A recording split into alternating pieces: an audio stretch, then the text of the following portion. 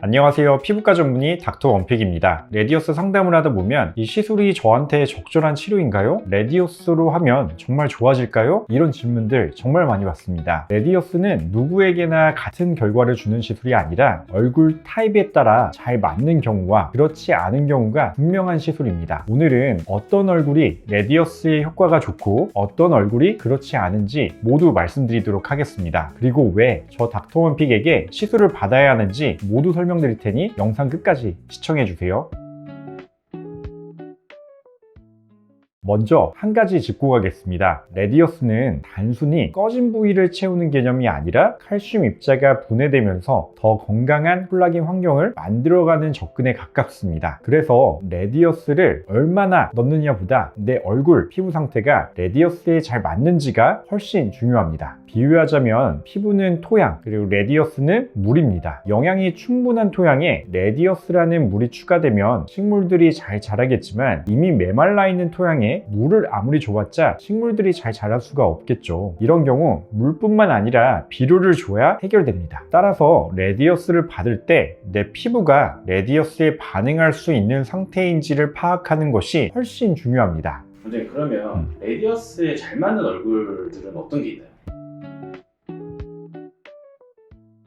우리가 세 가지로 나눌 수가 있는데요. 첫 번째는 70대 이하의 분들입니다. 아까 레디어스를 비유할 때 피부를 토양, 레디어스를 물에 비유했었죠. 비옥함이 어느 정도 남아있는 피부에서 이 레디어스의 진가가 발휘됩니다. 이 비옥함을 바로 피부 내에 섬유아세포가 결정하게 되는데요. 섬유아세포는 콜라겐을 만드는 일종의 콜라겐 공장세포입니다. 나이가 들수록 섬유아세포의 기능이 떨어지면서 콜라겐 생성 능력이 떨어집니다. 즉, 콜라겐을 만들어낼 수 있는 환경이 아직 남아있는 얼굴이어야 합니다. 임상적으로 보면 너무 연세가 높은 경우, 특히 70대 이상에서는 섬유화세포 반응이 충분하지 않은 경우가 많아서 이런 경우에는 콜라겐 반응을 기대하는 접근보다는 즉각적으로 볼륨 개선을 줄 수 있는 시술들이 더 효과적일 수 있습니다. 두 번째로는 옆볼, 앞광대, 팔자 부위에 꺼짐이 있는 분들입니다. 레디어스가 가장 효과적으로 작용하는 부위는 옆볼, 앞광대, 팔자 부위입니다. 옆볼, 앞광대처럼 움직임이 많지 않은 부위들에서는 레디어스가 자리를 잘 잡아 자연스럽게 콜라겐을 만들어냅니다. 이걸 비유하면 사람이 많이 다니지 않는 잔디밭에 씨앗을 뿌리는 것과 비슷합니다. 계속 밟히지 않기 때문에 씨앗이 제자리에 머물면서 천천히 뿌리를 내릴 수 있습니다. 그래서 옆볼, 앞광대에서는 레디어스가 퍼지지 않고 비교적 예측 가능한 결과를 보여줍니다. 팔자에도 레디어스가 효과적입니다. 보통 주베록 볼륨, 컬트라와 같은 물에 이석하는 콜라겐 부스터들은 팔자 부위에 효과가 적습니다. 다만 레디어스는 CMC라는 젤리 같은 성분에 칼슘 알갱들이 박혀있는 구조이기 때문에 팔자처럼 움푹 꺼진 부위에도 상대적으로 효과가 좋습니다. 마치 모래구덩이에 그대로 물을 붓는 것과 물을 적신 스펀지로 채우는 것을 비교해보면 그대로 물을 부으면 모래구덩이에서 물이 그대로 퍼져버리겠지만 물을 적신 스펀지를 차곡차곡 쌓으면 스펀지가 그 구덩이를 쉽게 메울 수 있는 것과 마찬가지입니다. 따라서 저의 경우 팔자가 꺼진 분들에게는 콜라겐 부스터 중 레디어스를 강력하게 추천드립니다. 세 번째, 자연스러운 볼륨 개선을 원하는 얼굴이 레디어스에 잘 맞습니다. 레디어스는 콜라겐 부스터 중에서 볼륨 효과가 비교적 좋은 편이지만 히알루론산 필러처럼 과하게 볼륨이 만들어지지는 않습니다. 그래서 티나게 바뀌는 변화보다는 얼굴이 정돈되고 인상이 부드러워지는 변화를 원하는 분들에게 잘 맞습니다. 원장님, 그러면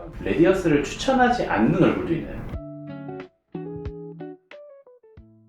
네, 있습니다. 이마, 관자, 그리고 심한 마리오네트 꺼짐이 있는 분들에게는 레디어스를 추천하지 않습니다. 개인적으로는 이마와 관자 부위에는 절대로 레디어스를 시술하지 않습니다. 이마는 피부가 얇고 노출이 많은 부위라서 혹시라도 뭉침이나 결절이 생기면 바로 눈에 띌 수 있습니다. 관자 부위는 해부학적으로 이 밑쪽 역광대 쪽으로 뭉칠 가능성이 상대적으로 높습니다. 또한 마리오네트 라인이 심하게 꺼진 경우에는 많은 볼륨이 필요한데 이럴수록 레디어스 특성상 뭉침 위험성이 높아집니다. 다만 얕은 마리오네트 주름이나 잔주름 위주의 경우에는 적은 용량을 넓게 깔아줘서 자연스럽게 교정이 가능합니다. 원장님, 그러면 원장님만의 레디어스를 노하우가 있나요?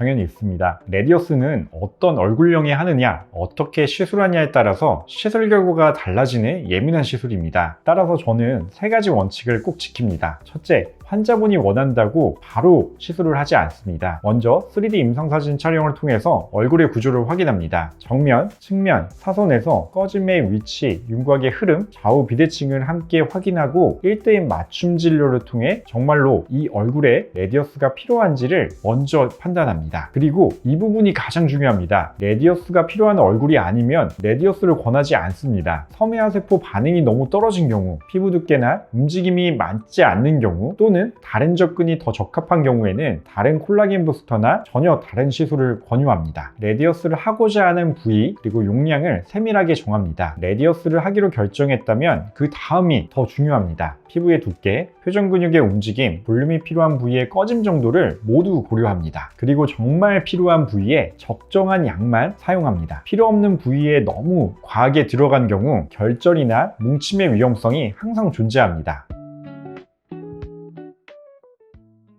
오늘 내용을 정리하면 레디어스는 70대 이하의 콜라겐 생성 능력이 어느 정도 유지되는 분들, 그리고 옆볼, 앞광대, 팔자, 입가 잔주름 개선을 목적으로 하는 분들에게는 적합합니다. 그리고 레디어스는 아주 예민한 시술이기 때문에 1대1 상담을 통해 디자인을 해주는 곳에서 시술받는 것을 적극 권유드립니다. 오늘도 영상 시청해주셔서 감사합니다. 피부과 전문의 닥터 원픽이었습니다.